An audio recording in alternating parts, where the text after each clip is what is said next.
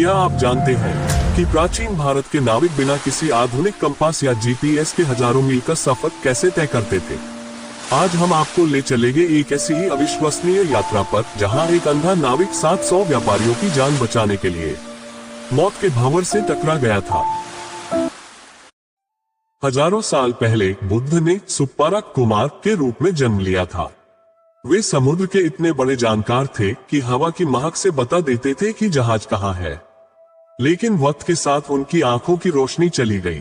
वे निवृत्त होकर शांत जीवन जी रहे थे। तभी एक दिन 700 व्यापारी उनके पास आए। वे एक लंबी और खतरनाक समुद्री यात्रा पर जा रहे थे। उन्होंने विनती की, स्वामी, आपके बिना हम समुद्र की लहरों को पार नहीं कर पाएंगे। कृपया हमारे मार्गदर्शक बने। सुप्पारक ने मना किया, पर व्यापारियों के आंसू देखकर उनका करुणा से भरा हृदय पिघल गया। यात्रा शुरू हुई। कुछ दिनों बाद जहाज एक ऐसे इलाके में पहुंचा जहां समुद्र का पानी दूध जैसा सफेद था।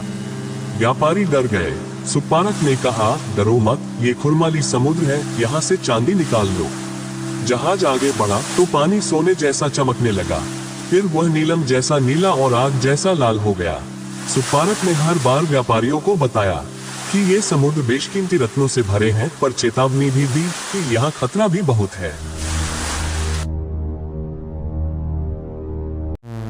अचानक समुद्र ने रौद्र रूप ले लिया। जहाज एक भयानक भंवर की ओर खींचा चला जा रहा था, जिसे वडबामुख कहा जाता था। व्यापारियों की चीखें सुनाई देने लगी। मौत सामने खड़ी थी। जब सारे उपाय फेल हो गए, तब सुप्पारक ने सत्यप्रिय का आह्वान किया।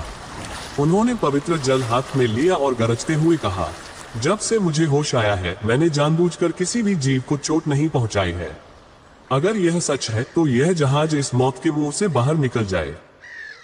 जैसे ही उन्होंने ये कहा, प्रकृति झुक गई। हवा शांत हो गया और हवाएं जहाज को सुरक्षित किनारे की ओर ले जाने लगी। व्यापारी न केवल सुरक्षित लौटे, बल्कि उनका जहाज सोने चांदी से भरा था। दोस्तों, सुप्पारक जातक हमें सिखाती है कि हमारी आंखों की रोशनी से कहीं ज्यादा कीमती हमारे चरित्र की शक्ति होती है। सत्य में वो ताकत है जो उफनते समुद्र को भी शांत कर सकती है। अगर आपको ये कहानी अच्छी लगी तो इसे लाइक करें और कमेंट में बताएं। क्या आपने कभी अपनी सच्चाई के बल पर किसी मुश्किल को हराया है?